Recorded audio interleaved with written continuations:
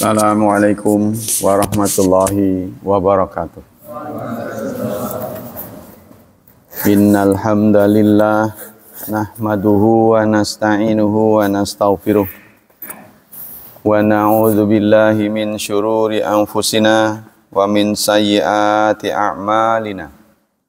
May yahdihillahu fala mudhillalah wa may yudlil fala hadiyalah. Asyhadu an la ilaha illallah wa asyhadu anna Muhammadan abduhu wa rasuluh la nabiyya ba'dah.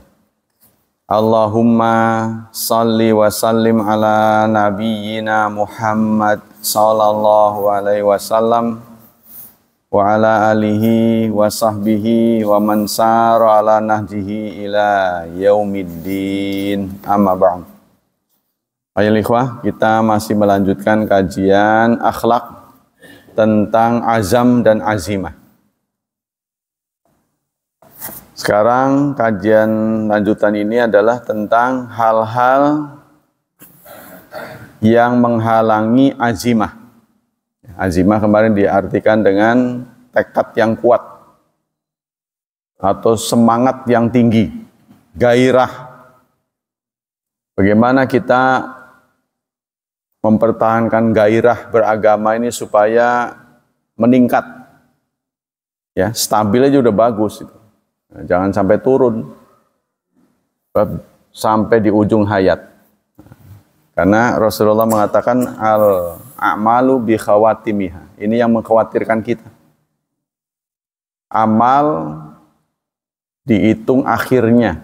Nah, seperti kita tahu kan, Ramadan juga yang mendapatkan balasan tinggi itu sepertiga akhir. Malam juga sepertiga. Sepertiganya di akhir. Nah, kita juga di akhir mestinya. Seperti yang saya pernah sampaikan bahwa kalau kita ngitung umur, katakanlah kita diberi oleh Allah 63, dibagi 3, 21 pertama, 21 kedua, 21 ketiga. Ya, standar Nabi 63. Kalau diberi lebih lah, itu bonus. 21 pertama hidup di rumah tangga, ya, di rumah bapak ibu. Mendapat pendidikan. Seharusnya 21 kedua, karir. Kalau bisa sekolahnya itu juga dinas. Di 21 sudah kerja. Nah, di situ dapat pendidikan tambahan, kalau bisa berasal dari tempat dia bekerja. Di sekolahin ke Jepang, ke sana kemari, nah itu. Nah, sampai usia 42, idealnya sih stop, idealnya. Nah, maka kita isi 21 terakhir itu dengan menabung amal akhirat. Tapi yang terjadi pada kita adalah di usia-usia senja semangatnya turun. Ya, karena baju dinasnya dilucuti, pangkat-pangkatnya udah nggak ada. Ya kan? Tadinya kan ngejar-ngejar mobil jemputan. Semangat itu. Grubuk. Nah, udah pensiun loyo. Padahal dalam Islam dimintanya justru makin semangat itu. Makin tua makin jadi. Kayak gitu ya. Inilah musibah yang menimpa kita. Bagaimana memanagenya gitu supaya berakhir dengan husnul khatimah. Ini tidak mudah ya. Nah, maka ini salah satu materi adalah hal-hal yang menghalangi lemah. Melemahnya itu kenapa? Turunnya. Maradul qalbi. Pertama, hatinya sakit. Ya, hati yang menjadi penggerak. Motornya ini kan hati. Wa dhafu nafas wan hizamiha. Serta jiwa yang lemah. Dalam surat 22, surat Al-Hajj ayat 46, Allah berfirman, fa innaha, maka sesungguhnya la ta'mal absar, bukan mata yang buta, maksudnya mata ini Walakin akan tetapi ta'mal qulub, hatinya yang buta, allati fis sudur, yang ada di dalam dada. Ya, bukan mata lahiriah yang mati, yang buta ya, mata penglihatan, akan tetapi mata hati yang ada di dalam dada. Yaitu surat Al-Hajj ayat 46. Kemudian pada ayat surat Qaf, surat ke-50 ayat 37. Inna fi dzalika ladzikra. Sesungguhnya pengalaman-pengalaman orang dahulu ya, yang gagal dan yang sukses itu menjadi peringatan. Liman lahu qalbun, bagi orang yang punya hati. Wa alqasam'a, dan dia suka mendengar, suka dengerin. Wa huwa syahid, dan menjadi saksi. Nah ini ya, jadi kita harus banyak menimba pengalaman. Fa inna da'fal azima min da'fil hayati qalb wa hiya dalilu ala hayati wa ala maradi aw mautihi. Mati tidaknya semangat, turun naiknya semangat itu sangat bergantung kepada pengaturnya. Ya, yang ada di dada, yaitu hati. Jadi menurut ajaran Islam, yang mengendalikan manusia itu hati, bukan kepala, hati. Gitu.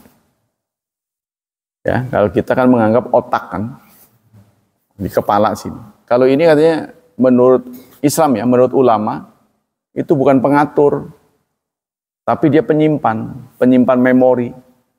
Tapi kalau hati lah, buktinya hati yang dimaksud dalam ajaran Islam ini bukan hati lever, bukan, jantung maksudnya. Jantung itulah yang ya mengendalikan kita. Buktinya begitu dia berhenti berdenyut, udah innalillahi wa inna ilaihi raji'un. Gitu kan? Jadi ada orang tertentu yang sudah tidak bereaksi, ini otaknya tidak bereaksi. Jadi tidak respon, ditanya siapa saya, malah nyebut nama orang lain. Loh, oh nggak kenal. Tapi masih berdenyut. Jadi menurut kedokteran katanya begitu. Jadi meskipun jantung masih berdenyut, tapi kalau sudah tidak merespon itu sudah dianggap mati. Apalagi kalau sudah pakai selang-selang itu. Ya, disebut koma kan. Itu yang menjadi penyebab matinya hati. Nah, sehingga matinya semangat karena matinya hati. Nah, matinya hati ini boleh jadi banyak hal. Ya, seperti saudara-saudara yang punya emosi dengan KS. Kalau diberi kesempatan masuk lagi aja saudara, lihat ke dalam itu, sedih. Saya aja yang bukan karyawan sedih. Kalau saya wawancara, orang KS itu rata-rata menyimpan emosi luar biasa. Ini gara-gara politik. Sebab kata mereka, kami kerja biasa-biasa aja kan, cuman tekan tombol, kerja pada waktunya. Tapi kenapa kok bisa begini? Contohnya Pak Hamdan yang kerja di Bilet, sekarang lihat Bilet, runtuh sudah. Karatan semua. Makanya dipagar supaya nggak kelihatan. Dilihat runtuh semua. Sedih sih. Berimbas juga kepada ustadz-ustadz, jadi nggak dipanggil lagi. Apa urusannya saya dengan KS? Imbasnya itu. Alasannya lagi rapat katanya. Pak, untuk giliran sekarang cancel dulu ya. Lagi rapat apa? Nggak ada yang dirapat. Tapi dia mau ngomong ini nggak ada produksi ya. Mungkin malu ya, saya hargailah. Ya. Orang rapat. Ya. Jadi menutupi aib ya. Nah, itu. Saya lihat begitu. Sudah tidak ada mobilitas. Kalau dulu kan, kelihatan karyawan begitu banyak. Sekarang nampak sepi. Ya, kok bisa begitu ya? Itu raksasa padahal itu, nggak tanggung-tanggung. Nah, begitulah zaman. Zaman itu selalu berubah, terus begitu. Kita diminta untuk stabil, padahal dunia ini tidak stabil. Seperti kemarin ini katanya ada demo di Wimar. demo besar-besaran. Ya mungkin salah satu tuntutannya orang daerah, orang lokal tidak diterima mungkin. Lebih banyak mengakses orang lain. Ya nggak diterimanya kenapa? Nggak punya keahlian. Nah ini, nggak semangatnya itu loh. Jadi suka ngadalin itu. Suka ngadalin itu. Itu perilaku yang harus dihindari oleh orang sini. Main gertak itu. Kerjanya nggak ada itu, main gertak aja. Semangatnya tinggi tapi nggak ada produksi. Nah itulah yang orang pertanyakan, dia taunya mesin. Ya, mesinnya harus berbiaya. Oh sampai kebagian debu. Saya juga kebagian tapi nggak kebagian finansialnya. Saya titip motornya berdebu. Wow. Nah kita kembali ke sini. Yang kedua penyebab menurun, ya, dropnya semangat itu ajaz dan kasal, malas, dan adanya ketidakmampuan. Nah inilah saudara, ya, jangan sampai kegagalan kita ini akan diperpanjang atau menjadi panjang pada generasi kita, generasi anak. Sekarang generasi anak ini harus lebih, talentanya harus lebih dari kita. Karena apa? Ya jumlah orang semakin banyak. Ya.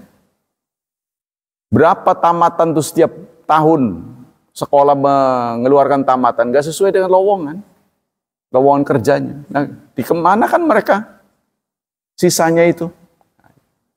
Maka kita harus bisa berkompetisi dengan teman multi talenta. Kalau dulu tamatan SMA banyak yang nerima, sekarang hampir nggak ada, S1 semua. Tapi gajinya sama dengan SMA. Ya, sekolahnya mah S1, tapi gajinya model dulu. Kan pengusaha-pengusaha juga nggak mau rugi kan? Nah inilah, penguasa-penguasa juga bekerja sama dengan pengusaha-pengusaha. Itu yang disebut dengan oligarki. Ajaz dan kasal inilah, ya, dalam surat 9, Allah juga menyampaikan sikap orang yang malas dan sikap orang yang tidak punya keahlian. Allah sampaikan dalam surat 9 ayat 46. Walau aradul khuruj, jika mereka ingin khuruj, waktu itu sih kejadiannya perang. Ya kalau sekarang bukan perang, apalah khuruj itu? Kerja, ya, katakan. Kalau memang mereka ingin kerja, la'addu lahu uddah, pasti mereka sudah siapkan dirinya, ya, keterampilannya, mengasah kemampuannya, ya, multi talenta. Jadi kita harus mencari keahlian yang jarang dimiliki orang. Jarang dimiliki orang tapi akan berguna buat orang lain. Juga penting buat kita sikap sikap terampil untuk diri sendiri. Jadi jaga-jaga kalau perusahaan kita bangkrut, kita ngapain? Itu, ya. Apa bisa meramu makanan. Jadi harus begitu. Jadi jangan sampai perusahaan nanti runtuh, kita nganggur, bingung jadinya. Tagihan sudah banyak, ya kan? Tagihan sudah menghadang, kita diberhentikan di jalan, kan susah. Ini yang menjadi kendala banyak saudara-saudara kita. Waqad ya'zuru ajaz wa huma fal ajaz wal kasal, malas dan tidak mampu, tidak punya keterampilan. Ini dua hal yang banyak menimpa kita. Ya, kita berlindung pada Allah jangan sampai terjadi. Waqad yanzuru ajiz li adamu qudrati. Seorang yang tidak mampu, tidak banyak berbuat, tidak banyak yang bisa dia tawarkan untuk orang lain. Kamu bisa apa? Oh sudah diam. Bisa apa ya? Gitu kan? Saya akan bayar kamu, tapi kamu bisa apa? Nah ini jasa saya. Nah, ini jasa buat apa? Kalau orang lain kan begitu. Kalau orang Indonesia kan diperiksa ijazahnya. Oh iya. Terus ada ini akreditasi A apa B apa sudah diterima, bisa apa enggak nomor 2. Kalau kita terhadap kita. Kalau bangsa lain nggak begitu. Bisa apa kamu? Langsung diperlihatkan di depan. Tapi kepada mereka seperti yang diceritakan Ridwan Kamil itu tidak boleh terlalu mengedepankan kesopanan. Kamu bisa apa? Karena kita terbiasa dididik rendah hati, ya, tawadhu, ya, dikit sih lebih. Oh, dikit ya jangan ke sini. Katanya ngomong begitu nggak pernah diterima. Harus nyombong kalau kepada orang lain. Kan kita dididik begitu, ya. Ya beda dikit lah sama orang lain. Wah, kalau dikit mah nggak bisa. Nah, maka strateginya berubah katanya Ridwan Kamil. Bisa begini, lebih dari itu saya bisa. Diterima katanya setelah itu. Oh, jadi Barat itu nggak mau tahu urusan hati.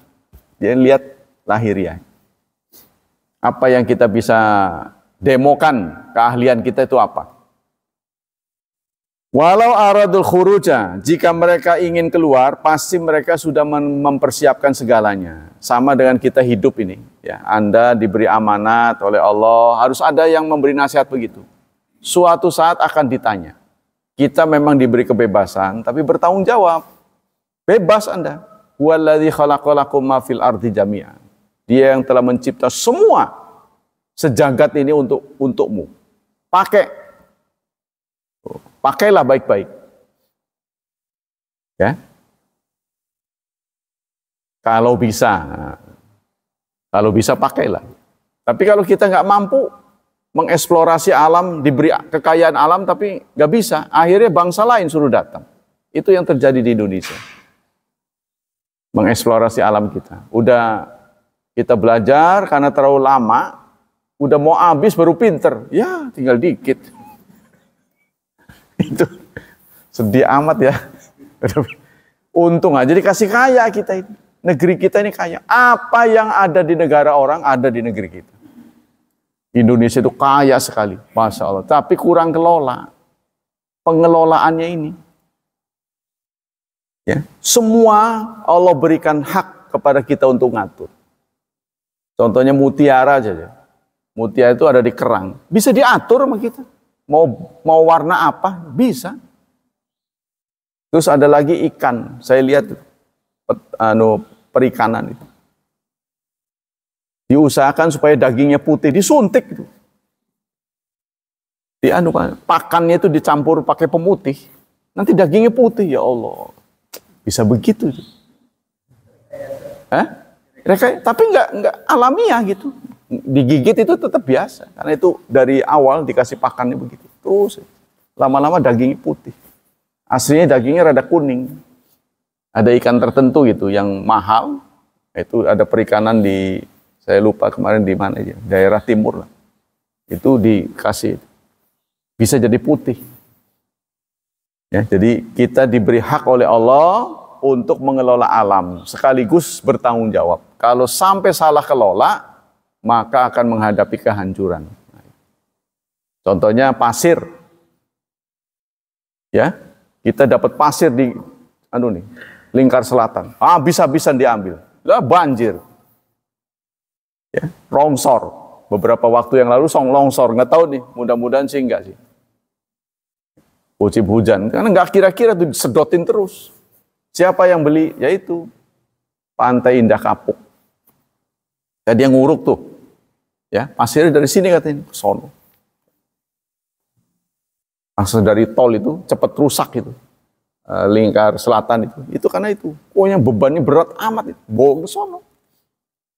Sekarang kita lihat di sana orang tertawa-tawa dengan dia memberikan sekian udah indah sekali kayak Singapura.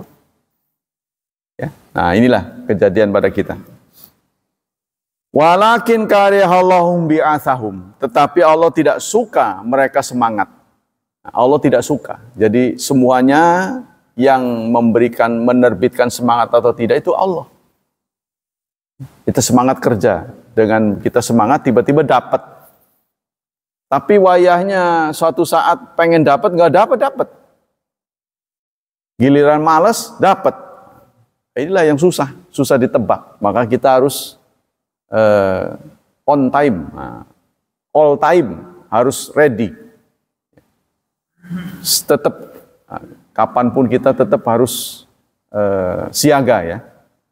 Wa qila qudu fasabbatahum, maka Allah melambatkan mereka.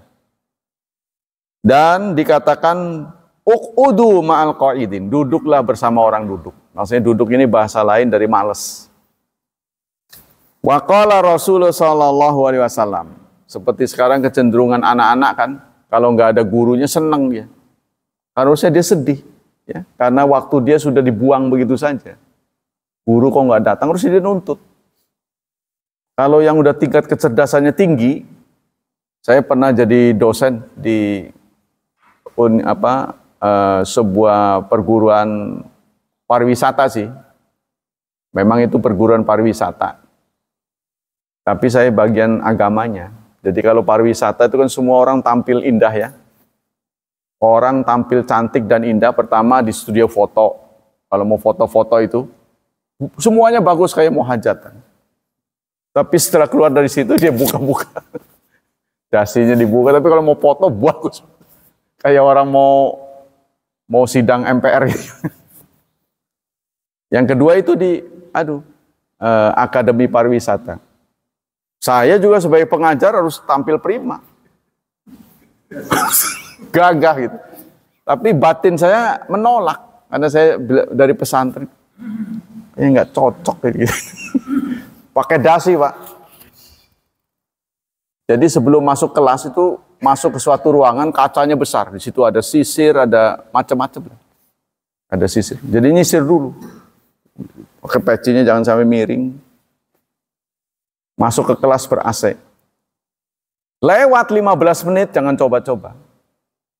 Mahasiswanya keluar dan memberikan pernyataan, kami sudah datang, jumlahnya sekian, tapi Bapak tidak tepat waktu. Diadukan ini. Keterlambatan kita langsung diadukan di tempat sidang dosen-dosen. Udah, berapa kali beri peringatan, nggak bisa diperbaiki, pecat. Jadi di dunia yang begitu sibuk, saya untuk mencapai ke tempat itu macet. Kadang-kadang saya sewa taksi. Saya pikir gila amat ya saya ya. Sampai sewa taksi ke situ. Saking pengen buru-buru kan ngadang itu kan angkot kan lama tuh. Lama. Ya, ini yang bikin terlambat ini. Jadi harus tepat waktu. Tank itu harus ada. Sudah mulai jalan. Nah itulah akademi yang bergengsi. Yang ketiga sekarang penyebab ini. At-taswif wa tamani wa tarkul akhdhi bil asbab. Menunda-nunda. Engkau maning lah, engkau lah gitu. Nanti ajalah. Gitu. Jadi ada suatu amal yang menarik, ada target yang sangat bagus, tapi ditunda. Nantilah. Nah itu penyebab kegagalan. Yang kedua tamani, punya angan-angan kosong. Artinya tidak sesuai dengan perbuatannya. Kepengennya mau banyak, pengen gaji tinggi, kepengen maju, kepengen terhormat. Tapi perbuatannya nggak mengarah ke sana. Males, keterampilan nggak punya, bagaimana mau terhormat? Ya, cara-cara yang ditempuh ya, tidak mencerminkan akan bisa tercapai. Wa tarkul akhdhi bil asbab, dan tidak mencari sebab. Nah, itu kan mulia, terhormat itu kan semuanya akibat, sebabnya nggak dicari. Untuk mencapai ke sana, contohnya ada buah di atas, tubuh kita pendek, kan kita pakai sengget. Cari sengget enggak, kepengen ya kapan ya mau runtuh. Ya mau kapan? Durian runtuh, nggak dipetik. Wa alaihi ima ya'ikuha bisaufa. Kadang-kadang mengatakan nanti lagi sama dengan yang terjadi pada umumnya dalam surat 63 ayat 10. Allah sampaikan dalam surat 63 ayat 10 yang juga menyindir kita. Surat Munafiqun ya, di sana ada ayat fayaqula rabbi laula akhartani. Setelah kita mutasi alam, kemarin saya sudah sampaikan, alam itu akan terjadi mutasi dari alam syahadah kita ini menjadi alam gaib. dengan 3 cara. Salah satunya adalah kematian. Ya, kalau kita sudah kedatangan malaikat maut, yang gaib menjadi nyata. Kita akan melihat onggokan dosa kita, angka-angka itu sudah kelihatan gitu. Nilai kita sudah kelihatan, sama dengan bagi rapot lah gitu. Ya, terlihatlah oleh kita, waduh, dosa kita banyak amat ya, mengungguli tumpukan pahala. Nah itulah makanya kita mengatakan nih, Rabbi laula akhartani, ya Tuhanku, mengapa tidak engkau mundurkan ajal saya? Ya, ila ajalin qarib, sampai dengan batas ajal yang dekat. Sebentar, tolong ditunda sebentar. Karena dia sudah ngelihat. Sudah menyaksikan, waduh, jauh ini mah, bisa masuk surga mah. Pengen balik lagi. Lalu Allah mengatakan, fa'as-sadaq wa akum minasalin, saya mau sedekah, saya mau jadi orang salih. Allah menjawab, wala yu'akhirallahu nafsan idza jaa ajaluha. Allah tidak mungkin menunda ajal seseorang kalau sudah tiba. Ya, bisa diakalin sih kalau kita masih ada kelonggaran dengan sedekah, dengan doa, dengan silaturahmi, ya, maka Allah akan panjangkan.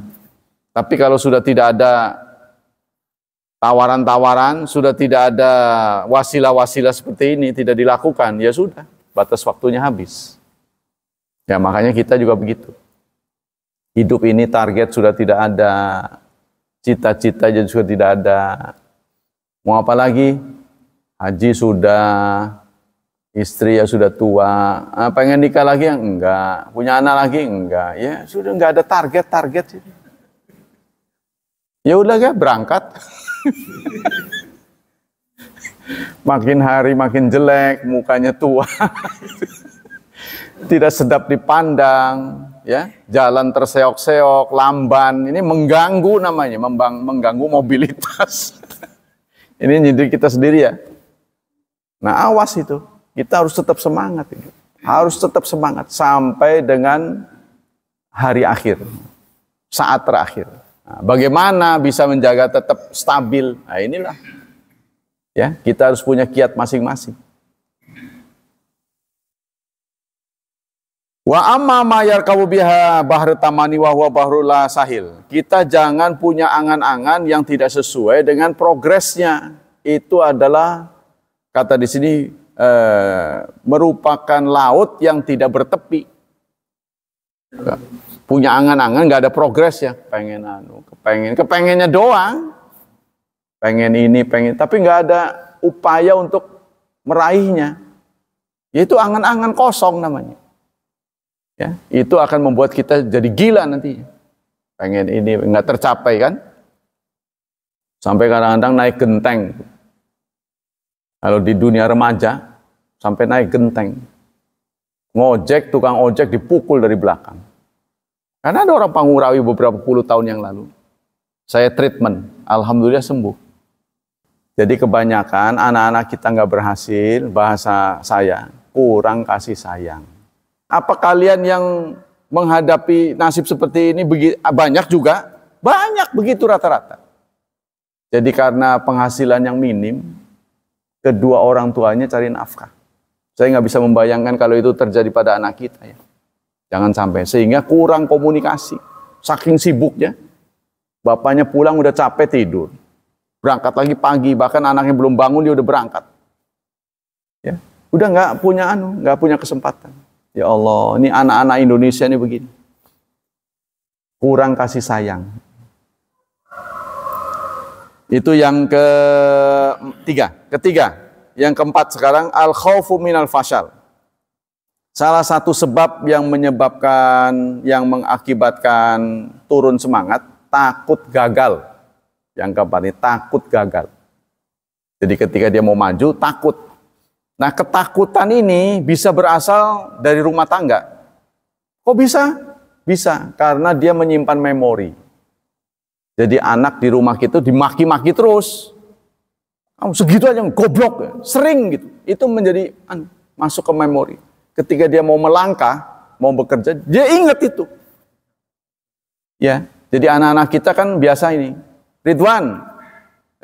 Saya tunjuk, ayo Ridwan baca. Nanti dulu lah Pak. Nah, ini gara-gara begitu asalnya. Nggak berani gitu ya. Tapi orang-orang luar tuh berani. Orang yang tidak punya latar belakang kurang kasih sayang ya, itu berani. Padahal salah. Salah aja berani dia. Iya, pede. Nah, begitu juga anak-anak pesantren. Kalau anak pesantren saya ciriin takut. Ini karena gurunya ini. Gurunya suka maki-maki. Kan biasa pembawaan kiai-kiai kan begitu kan. Saya juga menjadi korban. Salah sedikit cepret gitu kan. Maju. Udah disuruh maju. Salah. Tet. Waduh. Saya padahal udah suruh maju. Itu ya. Ya jadi yang keempat ini takut gagal. Nah, ini takut gagal ini Allah sampaikan dalam surat 3 surat Al Imran ayat 173 174, dua ayat 173 174. Alladzina qala lahumun nas, ada orang-orang yang mengatakan innan nasa qad jama'u lakum, bahwa orang-orang sudah berkerumun untuk menyerangmu. Jadi ada yang provokator ya. Orang munafik datang kepada orang Islam. Ini kan munafik kan bagian dari orang Islam. Wih, orang-orang udah ngumpul mau nyerang kita. Udah kita mundur aja. Nah, jadi provokasi begitu. Apa yang terjadi? Fakhshawhum, takutlah pada mereka. Tapi bukan alih-alih takut, fazadahum imanan. Mereka imannya malah tinggi. Makanya ini orang-orang yang menjadi musuh Islam ini nggak mengerti dengan sikap orang Islam. Dibilang bakal mati malah tambah kendel gitu. Wah, ini tambah jadi dia. Udah nggak apa-apa. Waduh, jadi dibilang itu ada musuh nanti aja, nggak apa-apa. Jadi pasukan-pasukan sahabat ini, ya, tentara-tentara Rasulullah ini dari sahabat, semuanya rata-rata berani mati. Sama dengan setiap perang itu selalu diawali dengan duel nih. Pak Syafi'i, selalu duel. Sana menunjuk berapa orang, orang Islam menunjuk berapa orang. Duel dulu sebelum perang. Kayaknya kebiasaan begitu katanya. Duel, berantem di depan, disaksikan banyak orang. Siapapun yang ditunjuk oleh Rasulullah, weh jangan saya, nggak ada begitu. Nggak ada begitu. Sahabat siapapun yang ditunjuk, kamu ada piano. Senang dia, saya. Senang. Jadi seperti orang mau dapat hadiah. Itu yang membuat musuh itu kegila-gila. Ya, artinya nggak habis pikir gitu. Oh bisa begitu tuh. Jadi kalau untuk urusan menyerang-nyerang itu orang Islam itu sangat berani. Keberanian luar biasa. Nah inilah, dipengaruhi bahwa musuh sudah berkerumun, sudah ngumpul mau nyerang, fazadahum imanan. Imannya malah nambah. Wa qalu hasbunallahu wa ni'mal wakil. Tapi tidak mengurangi ketergantungan pada Allah dengan berdoa. Cukuplah Allah sebagai pelindung kami. Ya, luar biasanya begitu. Fangqalabu, maka mereka pun manuver. Bi nikmati minallah, mereka mendapatkan nikmat dari Allah, wa fadlin, dan kelebihan. Lebihnya apa? Menang, dapat ghanimah. Itu yang apa istilahnya? Imbuhnya itu. Udah menang, dapat ghanimah. Lam yamsasum su'un, tidak menimpa mereka buruk musibah yang mereka bayangkan. Jadi kita kadang-kadang tuh merekayasa akan begini, padahal tidak ada, tidak terjadi. Wattaba'u ridwanallah, dan semua mereka mengikuti keridhaan Allah. Wallahu dzu fadlin azim. Mereka, Allah mempunyai anugerah yang besar. Kemudian dalam surat 33 ayat 23. Minal mu'minina rijalun. Di antara mukmin ada rijal. Rijal ini adalah laki-laki dewasa ya. Kalau masih belum dewasa namanya gulam. Dalam bahasa ini Arab, kalau di bawah dewasa, kanak-kanak ini namanya gulam. Ya gulam gitu kan. Bocah gitu kan, kata orang sini. Bocah. Atau mak, kalau orang Cibober mak. Kalau di Bojonegara teng. Sekolah nih di sira. Nah, gitu. Kalau orang tua menghadapi anak kecil. Kalau Cilegon ini nong apa ya? Kan ada pemilihan nong sama apa itu ya? Hah? Saya lupa itu. Nong apa? Perempuan nong. Ya. Sire wong di nong itu. Saya manggil murid kalau dengan nada sayang tuh begitu. Nong sing. Ya, itu orang sini begitu. Kalau sudah tua namanya syekh. Syekh itu nggak selalu orang berilmu, faktor usia. Jadi orang sudah tua. Syekh Utsaimin karena sudah tua. Tapi syekh ini juga menjadi pangkat, kehormatan. Orang tidak akan mengatakan syekh kalau dia nggak ahli. Tapi dalam bahasa Arab syekh itu artinya kakek. Kalau di sini mah yai. Ada kiai, ada yai di sini. Kalau orang tidak berilmu, yai dipanggilnya. Kalau berilmu, kiai. Kalau orang sini, kalau orang Arab, syekh. Tua itu syekh. Kita lanjutkan. Di antara orang-orang mukmin rijal, sudah dewasa. Shadaku, mereka membenarkan ma'ahadallah, apa yang Allah janjikan pada mereka. Kepadanya. Faminhum man qadha nahbahu. Maka di antara mereka ada yang menjemput kematiannya. Ini cerita tentang perang. Ya, betapa beraninya orang Islam merespon perang itu. Rijal yang memenuhi janji Allah. Di antara mereka ada yang menemui kematiannya. Wa minhum may yantazir. Dan di antara mereka ada yang menunggu. Seperti kita ini sedang menunggu. Apa sih yang ditunggu? Itu 3 kemarin. Ya, kematian, mahsyar, atau sebagian ayat. Orang yang diberi panjang umur sampai menyaksikan hari kiamat, maka dia akan melihat tanda-tanda, sebagian dari tanda-tanda kiamat. Di antaranya terbit matahari dari barat. Masih di sana, aman. Suatu saat terbit dari arah Bojonegara, wah gawat ini. Nah, maka yang gaib akan Allah lihat. Allah perlihatkan yang gaib. Tiba-tiba kita melihat angka pahala kita. Angka dosa kita. Karena kita sudah melihat, menyaksikan. Ya Allah, kalau begini saya akan rugi. Kita bertobat, sudah tidak diterima. Tapi kalau tadinya sudah jadi orang baik, masih bisa diterima. Disitulah muncul Dajjal, muncul Ya'juj dan Ma'juj. Pokoknya heboh lah. Ya'juj dan Ma'juj, kemudian dabah, binatang apa itu yang akan keluar? Tidak disebut. Ya'juj dan Ma'juj kan sekarang lagi ditawan oleh Dzulkarnain ya. Waktu itu mereka membuat kerusakan. Jadi Nabi Dzulkarnain itu mengelas, mereka dikurung dengan dilas. Nggak tahu di sebelah mana menjadi teka-teki. Katanya sih di Rusia. Suatu saat mereka ini lasnya akan jebol. Ya, kemudian mereka membuat keonaran, turun Nabi Isa. Allah turunkan Nabi Isa. Kan sudah tidak ada nabi lagi. Ya, nabi pungkasannya kan Nabi Muhammad. Nabi Muhammad sudah selesai, sudah hidup sesuai dengan umurnya, terus sudah meninggal. Nah ini tidak akan dikotak-katik oleh Allah. Tapi ada yang belum menyelesaikan hukumnya. Kan Allah mengatakan semua yang hidup akan mati. Nabi Isa belum mati. Dan tidak diproses secara hukum alam. Tubuhnya tidak menua. Kalau menua mah Nabi Isa udah berapa ribu tahun. Ya nggak mungkin lah. Nah itu. Maka dia akan lahir, akan turun, postur tubuhnya seperti umur 30-an. Karena waktu diangkat kan umur tinggi. Jadi tidak mengalami penuaan gitu ya, seperti kita. Itu nanti akan diturunkan lagi mengikuti proses penuaan alamiah itu sampai kemudian dia mati.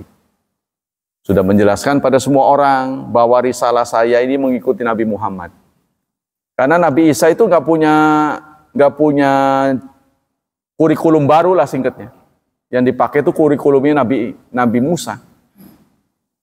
Soal hukum yang dikenakan Nabi Isa kepada umatnya itu adalah hukum Taurat. Nah, dari Taurat ke Quran penyempurnaan.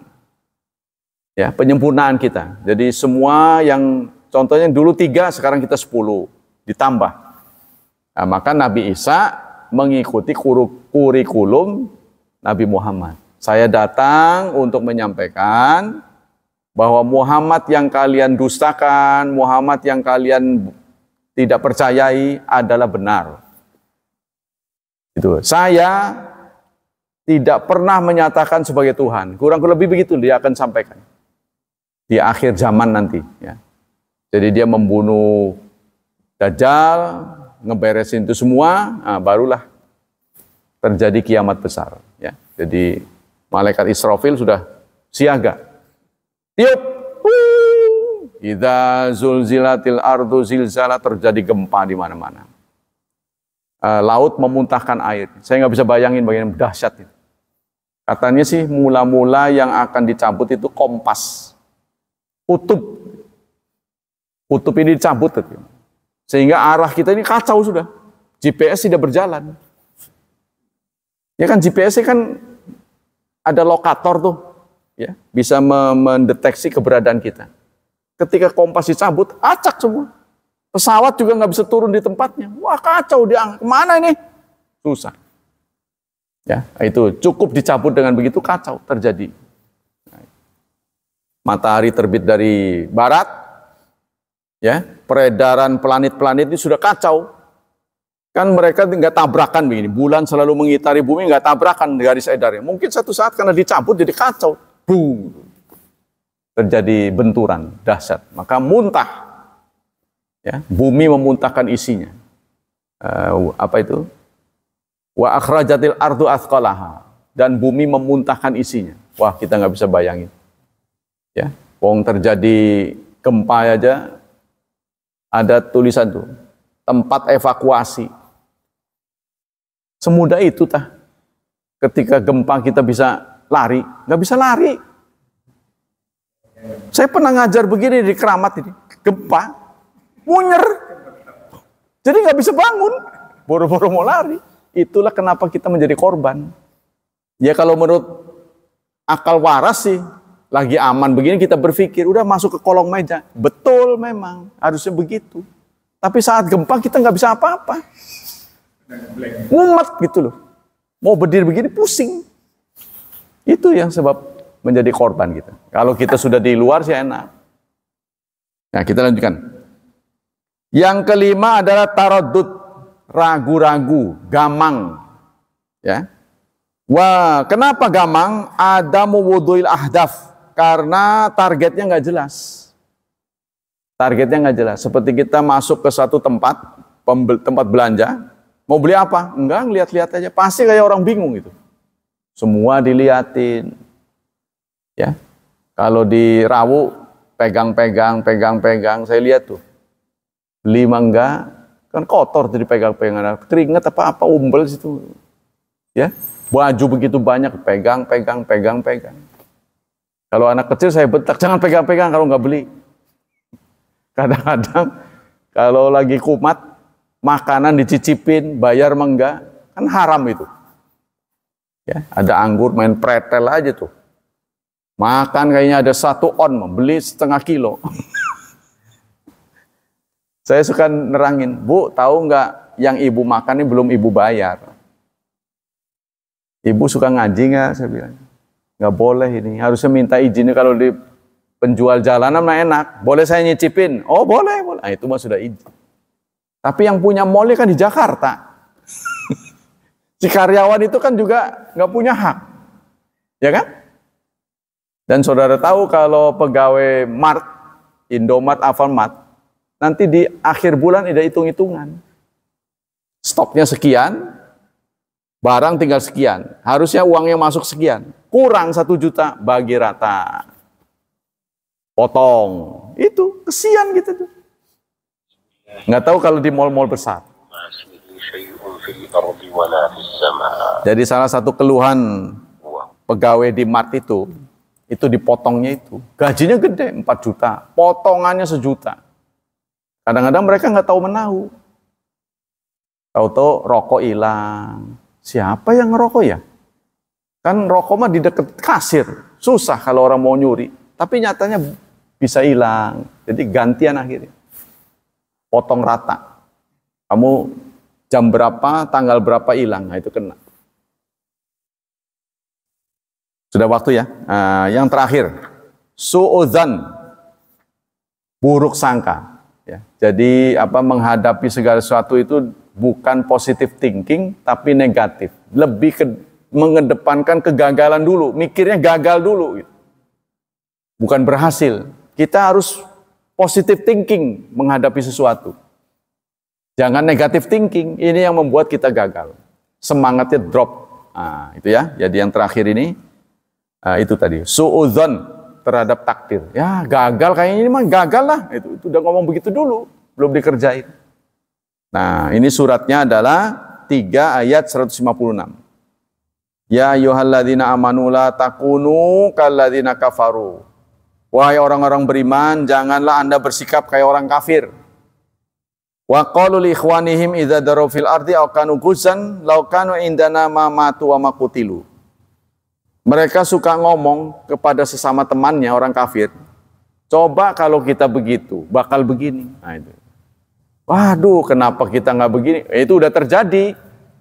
Sesuatu yang terjadi itu seizin Allah. Kita nggak bisa ngapa-ngapain, tapi kita bisa ke depan evaluasi. Ya, kita kepengen A, jadinya B. Ya sudah, itu izin Allah, takdir itu, qadar Allah begitu. Kita harus ikhlas menerimanya. Waduh, gagal. Ya sudah seizin Allah. Lain kali kita evaluasi. Itu yang benar. Ya. Jadi jangan sampai meratapi nasib terus gitu. Aduh, kenapa ya? Kenapa ya? Enggak ada gunanya. Setan akan masuk. Sampai ada orang ngomong, lu orang Islam kan? Iya, saya juga orang Islam. Tuhan kita kan tahu kita ini orang susah. Benar gak? Iya, kita susah relatif lah saya bilang. Saya sholat sudah berjemaah. Kenapa saya dagang dikasih sepi? Sampai begitu, wah setan nih saya bilang. Ini kalau didengar orang begini ini akan membuat kita drop. Kan Allah tahu kita orang susah. Saya rajin sholatnya. Kenapa nggak dikasih lancar? Waduh. Nah inilah ya. Wallahu a'lam bishawab. Ada pertanyaan? Cukup ya? Demikianlah hadirin. Hafizani wa hafizakumullah. Ala kulli hal kita harus tetap semangat. Hadapilah dunia dengan ceria. Ya, ini adalah anugerah Allah. Kita harus pandai mengelola. Ya, kesedihan menjadi keceriaan, kegagalan menjadi kesuksesan. Gagal atau sukses, diri kita lah yang menilai. Tapi kita tidak boleh mengabaikan doa pada Allah, karena Allah lah pencipta segalanya. Semoga Allah melimpahkan pahala yang besar buat kita. Semoga Allah tetap melindungi dan menyelamatkan kita dari wabah dan fitnah, dari syubhat dan syahwat, serta Allah berkenan memudahkan hidup anak-anak kita, membimbing mereka menjadi hambanya yang saleh dan salihat. Subhanakallah wa bihamdik, asyhadu an la ilaha illa anta, astaghfiruka wa atubu ilaik. Wassalamualaikum warahmatullahi wabarakatuh.